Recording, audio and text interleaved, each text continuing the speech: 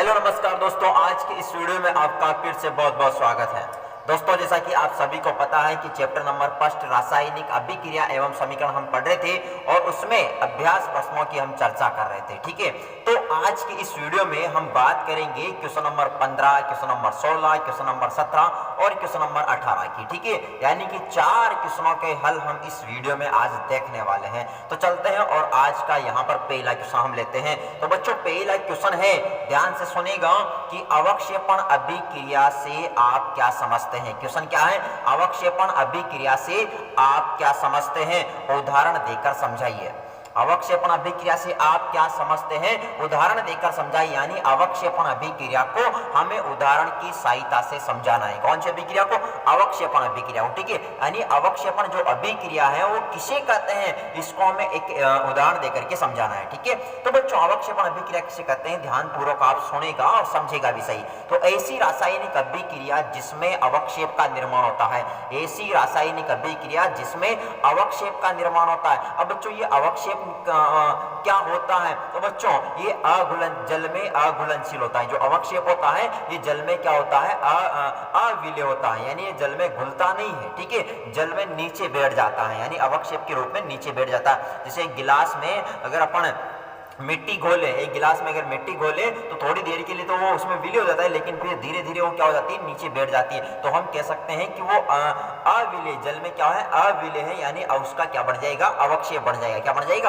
अवक्षेप बन जाएगा। तो हम कह रहे हैं यहाँ पर कि ऐसी रासायनिक अभिक्रिया जिसमें अवक्षेप का निर्माण होता है तो उसे अपन क्या कहते हैं, अवक्षेपण अभिक्रिया कहते हैं। उसे क्या कहेंगे, अवक्षेपण अभिक्रिया कहते हैं। तो ऐसी रासायनिक अभिक्रिया जिसमें अवक्षेप का निर्माण होता है तो उसे अवक्षेपण अभिक्रिया कहते हैं। और जो अवक्षेप होता है ये जल में क्या होता है, अविलेय होता है, यानी जल में नहीं घुलता है। ठीक है, जल में घुलने वाला नहीं है ये। कौन? अवक्षेप। बच्चों अब इसको हमसे यहाँ पर बोला गया है कि एक उदाहरण देकर समझाइए। तो उदाहरण देते बाबू, तो हम यहाँ पर कह सकते हैं, उदाहरण की अगर हम बात करें यहाँ पर, तो हम कहें कि लेड नाइट्रेट। ठीक है, पहले थ्योरेटिकल चीज लिख देते हैं, लेड नाइट्रेट। ठीक है, लेड नाइट्रेट के विलयन है ना, लेड नाइट्रेट के विलयन को पोटेशियम लेड नाइट्रेट के विलयन को पोटेशियम आयोडाइड है ना, पोटेशियम आयोडाइड। लेड नाइट्रेट का जो विलयन है उसको पोटेशियम आयोडाइड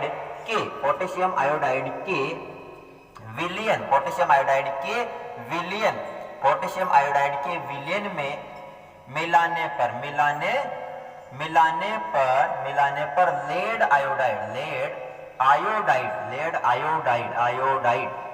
लेड आयोडाइड का पीला अवक्षेप प्राप्त होता है। ठीक है, पीला अवक्षेप प्राप्त होता है। ठीक है, प्राप्त होता है। तो देखिए हमारे पास जो लेड नाइट्रेट है, ठीक है, लेड नाइट्रेट का विलयन जो है उसको पोटेशियम आयोडाइड के विलयन में अगर अपन मिलाएंगे तो हमें लेड आयोडाइड का पीला अवक्षेप प्राप्त होता है। इसकी रिएक्शन को अगर अपन समझना चाहें तो इसकी रिएक्शन बच्चों देखिएगा, हमारे पास लेड PbNO3 का होल ट्वाइस। ठीक है, इसको बोलते हैं लेड नाइट्रेट। क्या बोलते हैं? Lead nitrate. ठीक है, लेड नाइट्रेट बोलेंगे। अब इस लेड नाइट्रेट के विलयन को हम किस में मिला रहे हैं? Potassium iodide. ठीक है, तो पोटेशियम आयोडाइड इसके विलयन में मिला दिया, तो इसको बोलते हैं पोटेशियम आयोडाइड। ठीक है, पोटेशियम आयोडाइड। तो पोटेशियम आयोडाइड के विलयन में हमने मिला दिया किसको? लेड नाइट्रेट के विलयन को। तो जब मिलाएंगे तो क्या बनेगा हमारे पास? Lead iodide PbI2।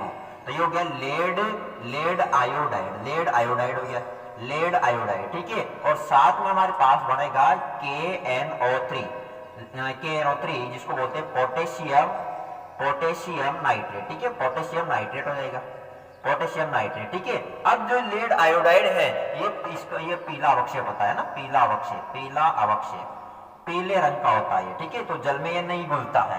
तो हम यहाँ पर ये एग्जांपल दे सकते हैं। ठीक है, कि लेड नाइट्रेट के विलयन को पोटेशियम आयोडाइड के विलयन में जब मिलाया जाता है तो लेड आयोडाइड का क्या प्राप्त होता है? पीला अवक्षेप प्राप्त होता है। अब पोटेशियम नाइट्रेट को अपन ने नहीं बोला क्योंकि इसको हमने ये इतना अपन उभरा हुआ नहीं है, बात समझ रहे हो? बनेगा तो सही, लेकिन जो मेन चीज होती है उसको हम बताते हैं। जैसे मैं आपको पहले भी मैंने एग्जांपल दिया था कि जब एक प्रधानमंत्री है और उसके सामने अगल बगल में मंत्री खड़े हैं तो नजर जो जाएगी ना मेन वो प्रधानमंत्री पे जाएगी, और उसके जो मंत्रियों पे वहां पर नजर नहीं जाने वाली कि एक तो जैसे मान लो नरेंद्र मोदी जी हैं और दूसरी तरफ जो छोटे मोटे एमएलए हैं तो हम किसको देखेंगे, फोकस किस पे होगा, हमारा प्रधानमंत्री नरेंद्र मोदी जी होगा। ठीक है, तो इसी प्रकार से यहाँ पर जो मेन जो है वो कौन है, लेड आयोडाइड है यानी पीला अवक्षेप, इसलिए हम इसका नाम नहीं ले रहे यहाँ पर। ठीक है, तो यानी लेड नाइट्रेट के विलेन को पोटेशियम आयोडाइड के विलेन में जब मिलाएंगे तो लेड आयोडाइड का पीला अवक्षेप प्राप्त होगा, तो ये अवक्षेपण अभिक्रिया का एग्जाम्पल हो गया। ठीक है, तो आई होप आपको समझ में आई होगी। तो अवक्षेपण अभिक्रिया किसे कहेंगे, ऐसी रासायनिक अभिक्रिया जिसमें अवक्षेप का निर्माण होता है अवक्षेपण अभिक्रिया कहलाती है, और इस जो अवक्षेप होता है जल में कैसा होता है, अविलेय होता है। ठीक है, तो आई होप अच्छी तरह से समझ में आ चुका होगा। अब हम बात करते हैं नेक्स्ट क्वेश्चन पर। ठीक है, नेक्स्ट क्वेश्चन पे चलते हैं, यानी क्वेश्चन नंबर कौन सा आ गया हमारा, क्वेश्चन नंबर 16 बच्चों, क्वेश्चन नंबर 16। अब ध्यान समझिएगा, क्वेश्चन नंबर 16 को भी ध्यान समझो। क्वेश्चन नंबर 16 है बच्चों कि ऑक्सीजन के योग या ह्रास, ऑक्सीजन के योग या ह्रास मतलब कमी, ठीक है, ऑक्सीजन के योग या ह्रास के आधार पर निम्न पदों की व्याख्या कीजिए, है ना। ऑक्सीजन के योग या ह्रास के आधार पर निम्न पदों की व्याख्या कीजिए और प्रत्येक के लिए और प्रत्येक पद के लिए 2 उदाहरण दीजिए, यानी 2 उदाहरणों के द्वारा हमें समझाना है। ठीक है, तो यानी कि यहाँ पर पहला पद दे रखा है उपचयन, क्या दे रखा है, उपचयन, और दूसरा पद दे रखा है बच्चों अपचयन। ठीक है, पहला पद क्या दे रखा है, उपचयन, और दूसरा पद क्या दे रखा है, अपचयन दे रखा है। ठीक है, तो दोनों को हमें 2 उदाहरणों के द्वारा समझाना है। ठीक है, तो बच्चों सबसे पहले हम यहाँ पर बात करते हैं उपचयन की। तो अब चूंकि वहां पर बोल रहा है ऑक्सीजन के योग या ह्रास के आधार पर, योग का मतलब जुड़ना और ह्रास का मतलब कमी होना। ठीक है, तो ऑक्सीजन के योग या ह्रास के आधार पर हमें इन दोनों पदों की व्याख्या करनी है, किस किस की, उपचयन और अपचयन की। तो हम यहाँ पर उपचयन के लिए कह सकते हैं कि ऐसी रासायनिक अभिक्रिया जिसमें ऑक्सीजन का योग होता है उपचयन अभिक्रिया कहलाती है। ऐसी रासायनिक अभिक्रिया जिसमें ऑक्सीजन का योग होता है तो उसे हम क्या कहेंगे, उपचयन अभिक्रिया कहेंगे। ठीक है, अब ऑक्सीजन का योग, अब इसके भी 2 उदाहरण अगर अपन समझें, इसके अगर उपचयन के 2 उदाहरण समझ लेते हैं, उपचयन के क्या समझ लेते हैं, 2 उदाहरण। उपचयन के कितने उदाहरण समझने अपन को, 2 उदाहरण समझने, थोड़ा नीचे लिख देता हूं मैं, यहाँ पर लिख देता हूं, उपचयन के 2 उदाहरण समझने। ठीक है, 2 उदाहरण समझने। उपचयन का मतलब ऑक्सीजन का जुड़ना, ऑक्सीजन का जुड़ना ना, उपचयन का मतलब क्या होता है, ऑक्सीजन का जुड़ना। ठीक है, किसी भी पदार्थ में ऑक्सीजन का जुड़ना उपचयन होता है। तो यानी कि ऐसी रासायनिक अभिक्रिया जिसमें किसी पदार्थ में ऑक्सीजन का क्या होता है, योग, ऑक्सीजन का योग होता है, तो उपचयन अभिक्रिया कहलाती है। जैसे पहला एग्जांपल अगर अपन समझें तो जैसे हमारे पास बच्चों यहाँ पर है कॉपर। ठीक है, कॉपर, क्या ये कॉपर है। अब जो कॉपर है इसमें ऑक्सीजन का योग हो रहा है तो बनता है copper oxide, CuO, copper oxide बनता है, कॉपर ऑक्साइड बन गया। अब बच्चों आप यहाँ पर ध्यान समझें कि यहाँ पर कॉपर का इसमें ऑक्सीजन का योग हुआ तो कॉपर ऑक्साइड बना। इसका मतलब यहाँ पर क्या हो रहा है, ऑक्सीजन का योग हो रहा है, तो हम कह सकते हैं कि यहाँ कॉपर का CuO में क्या हो रहा है, उपचयन हो रहा है, उपचयन हो रहा है। बात समझ में आएगी, यानी कि CO में ऑक्सीजन का योग हो रहा है तो CuO बना, तो CO का CO में क्या हो रहा है, उपचयन हो रहा है। तो किसी पदार्थ में ऑक्सीजन का जुड़ना क्या कहलाता है, उपचयन होता है।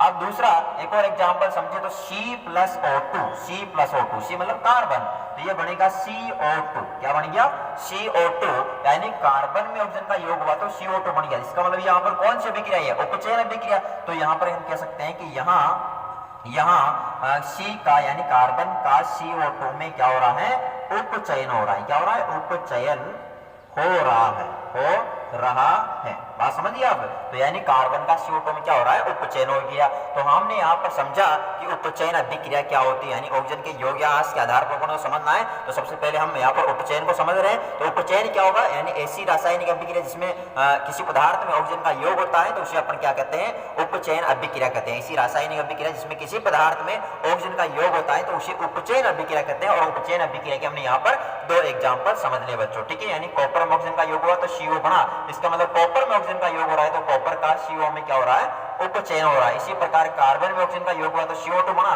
हम कह सकते हैं कार्बन का CO2 में क्या हो रहा है, उपचयन हो रहा है। ठीक है, यानी जिस पदार्थ में भी ऑक्सीजन का योग होता है उसका क्या होता है, उपचयन, तो उससे क्या होता है, उपचयन होता है। यानी जिस पदार्थ में भी ऑक्सीजन का योग होगा उसका क्या होता है, उपचयन होता है। ओके जी।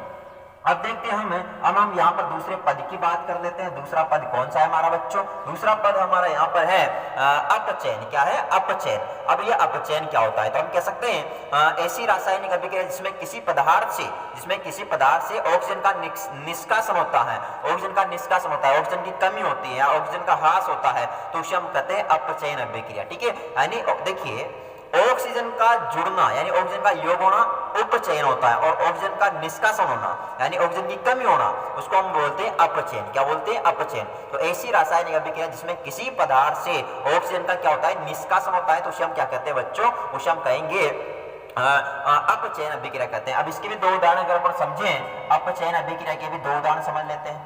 अपचयन के भी दो उदाहरण समझे तो पहला एग्जाम्पल हम यहाँ पर कह सकते हैं KClO3, है ना, पोटेशियम क्लोरेट कहते हैं इसको। क्या कहते हैं?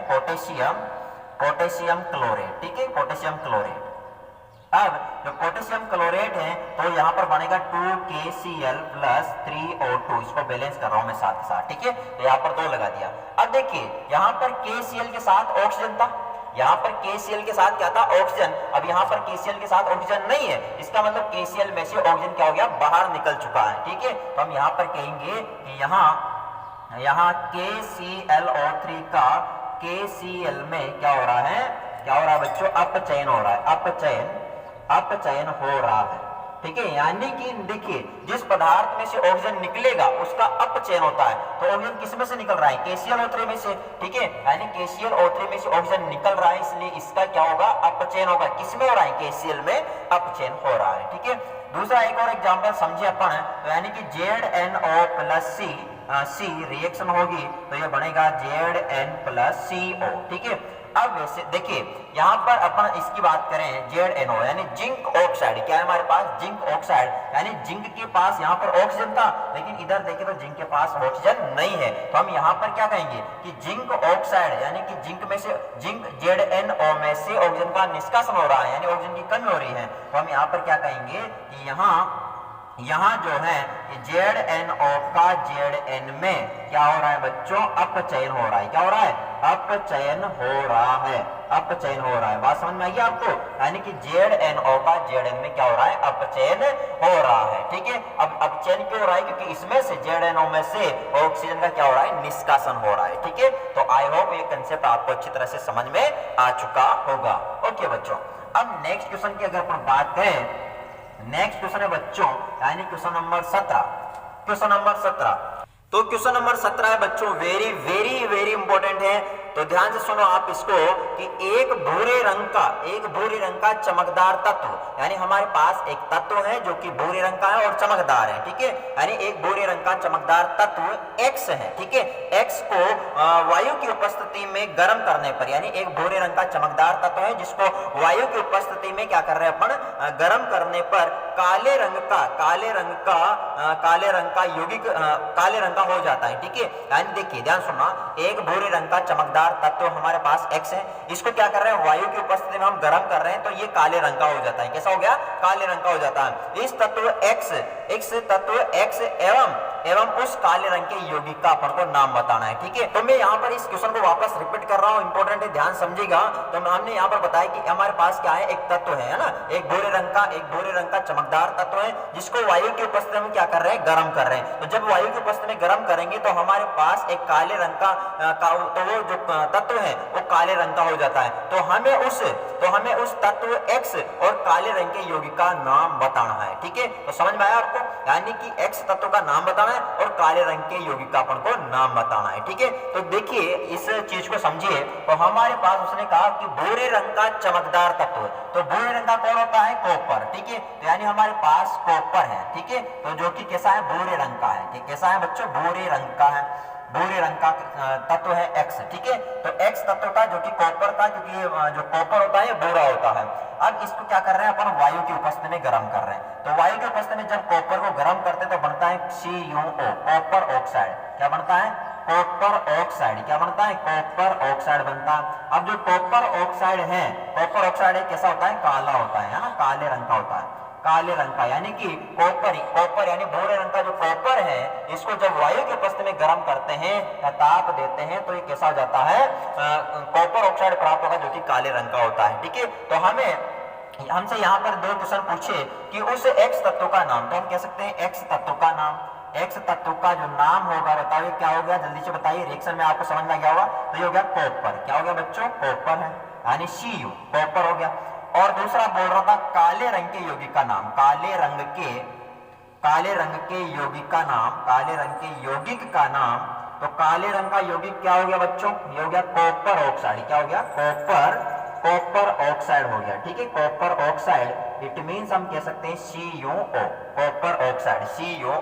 ठीक है, तो ये बात समझ में आई होगी आपको कि हमारे पास जो तत्व था, एक भूरे रंग का चमकदार तत्व X था, और X तत्व कौन सा हो गया, कॉपर हो गया। अब जब कॉपर को वायु की उपस्थिति में गर्म करेंगे तो हमारे पास काले रंग का एक पदार्थ प्राप्त हो रहा है जिसको बोलते हैं कॉपर ऑक्साइड। क्या बोलते हैं, कॉपर ऑक्साइड बोलते हैं। ठीक है, तो X तत्व का नाम हो गया कॉपर और काले रंग के यौगिक का नाम क्या हो गया, कॉपर ऑक्साइड हो गया। ठीक है, तो ये बात आपको कंसेप्ट अच्छी तरह से बिठा लेना है दिमाग में। ठीक है, क्वेश्चन क्या था, वापस रिपीट कर रहा हूं क्योंकि इंपॉर्टेंट क्वेश्चन है। क्वेश्चन था बच्चों कि एक भूरे रंग का चमकदार तत्व X को वायु की उपस्थिति में गर्म करने पर वह काले रंग का हो जाता है, तो उस तत्व X का नाम और काले रंग के यौगिक का नाम बताना है। तो जो तत्व X था वो तो हो गया कॉपर, वो तो क्या हो गया, कॉपर हो गया, और जो काले रंग का यौगिक था वो क्या हो गया, कॉपर ऑक्साइड हो गया। ठीक है, ओके, आई होप समझ में आ गया होगा। अब बच्चों नेक्स्ट क्वेश्चन देखते हैं, यानी क्वेश्चन नंबर 18, और वेरी इंपॉर्टेंट है। क्वेश्चन नंबर 18 भी इंपॉर्टेंट है क्योंकि जो एनसीईआरटी के जो क्वेश्चन होते हैं वो सब इंपॉर्टेंट होते हैं। ठीक है, ओके, तो क्वेश्चन नंबर 18 क्या है बच्चों, ध्यान सुनना कि लोहे की वस्तु को हम पेंट क्यों करते हैं।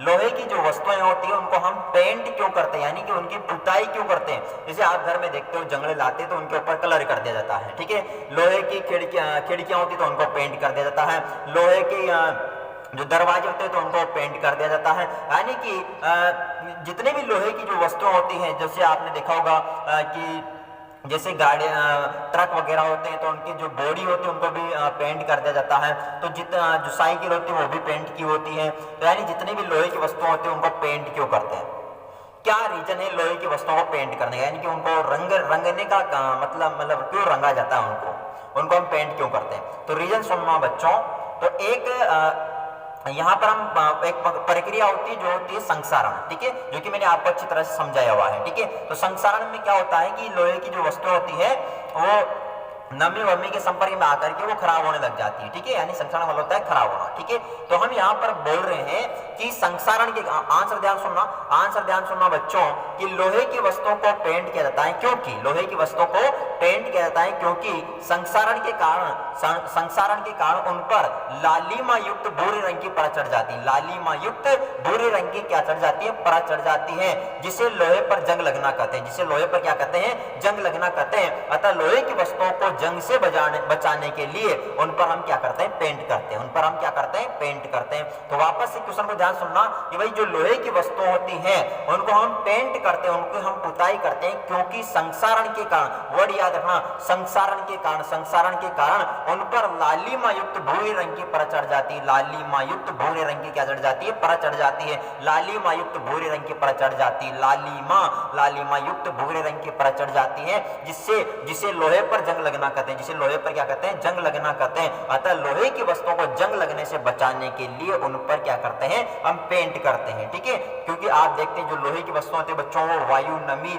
के संपर्क में आकर के, यानी जब भी लोहे की वस्तुएं वायु और नमी के संपर्क में आती हैं तो उन पर क्या लग जाती है, जंग लग जाती है। ठीक है, तो उनको वायु और नमी के संपर्क में आने से बचाने के लिए ही हम उन पर पेंट कर देते हैं ताकि उन पर जंग नहीं लगे, और जंग लग जाएगी तो क्या हो जाएगी, खराब हो जाएगी। ठीक है, तो हमने यहाँ पर कहा कि संक्षारण के कारण लोहे की वस्तु जो होती है उन पर लालिमा युक्त भूरे रंग की परत चढ़ जाती है, जिससे लोहे पर जंग लगना कहते हैं। तो लोहे को जंग से बचाने के लिए हम उस पर क्या करते हैं, पेंट करते हैं। ठीक है, इतना आपको याद रखना है, ज्यादा कुछ आपको दिमाग में बिठाना नहीं है। ठीक है, तो आई होप बच्चों आपको आज की इस वीडियो में बताए गए सभी क्वेश्चन अच्छी तरह से समझ में आए होंगे।